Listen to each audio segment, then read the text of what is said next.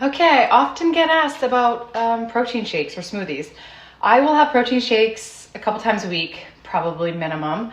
Definitely on my weightlifting days. And like today, I just did this crazy workout this morning. Not crazy, tough. It's going on my 1/5 next month. It was a tough workout.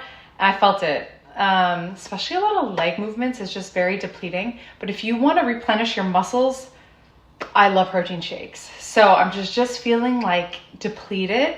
So I made a blueberry shake with protein powder and some tofu and some yogurt and some spinach, and it matches my shirt.